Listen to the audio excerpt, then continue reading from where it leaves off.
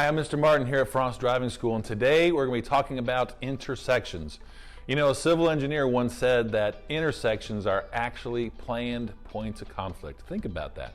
Planned points of conflict, and that makes sense. There's all different types of shapes and sizes when it comes to intersections, but we're going to talk about how to identify them, how to approach to them, and then deciding how to stop properly at an intersection if we need to.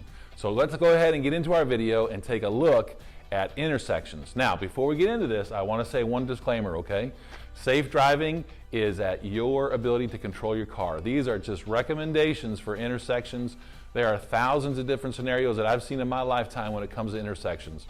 So we're going to talk about some very basic ways to control intersections so that you have a very low risk each time you're on the road. Okay, let's get going.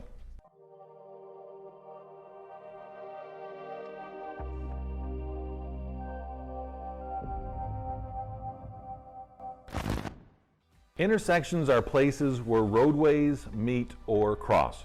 Most intersections are simply two roadways crossing in a perpendicular or maybe even an X pattern.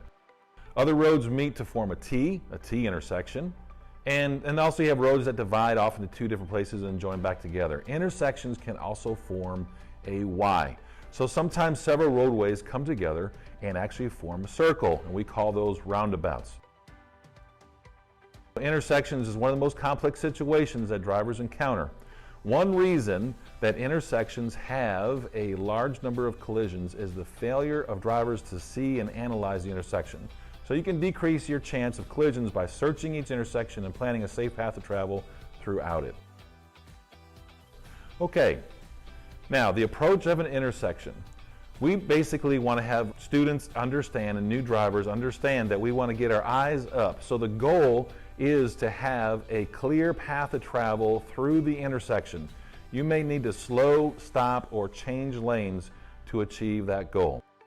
12 to 15 seconds ahead, your eyes need to be up. Keep your eyes up and check for traffic controls. And traffic controls are different types of signs or signals. You can have stop signs. You could have yield signs. You could have solid lights, red, yellow, green. You could have flashing lights, like a yellow flashing light, or even directional arrows. All these give you a chance to plan a course of action to best resolve how you're going to get through the intersection. Your decisions should give you the best control of your intended path, which may require you to change lanes. Lane changes are usually not permitted in the intersection within 100 feet. Therefore, you should select the best path of travel before entering the intersection. 4 to 6 seconds before you get to an intersection, you want to widen your pattern for your eyes to look right and left and right as your intended path of travel. If your front zone is clear, you can keep moving. If not, prepare to stop or change your path of travel. Now, when you get to that point of no return, there's no way to teach point of no return except for you get within 2 seconds of the intersection, and if the light is green and suddenly turns yellow on you, you have to continue to go forward through the intersection, and that is so hard to teach. The only way you can do this is if you're driving towards a green light, you have to tell yourself, if it turns yellow here, I'll be able to stop. And if you're past that point, then obviously you're going to maintain your speed going through the intersection.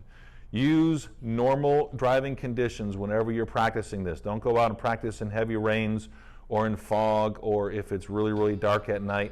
You want to make sure that you're practicing this in times of travel when there's not a lot of traffic.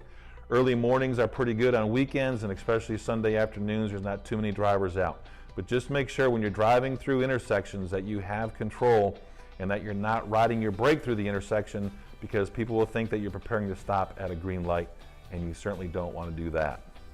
All right, so finally, deciding to stop. You may have to stop because there's a red traffic light, or a yield sign, or a stop sign, or something moving into your intended path. So before braking, always check your rear zone.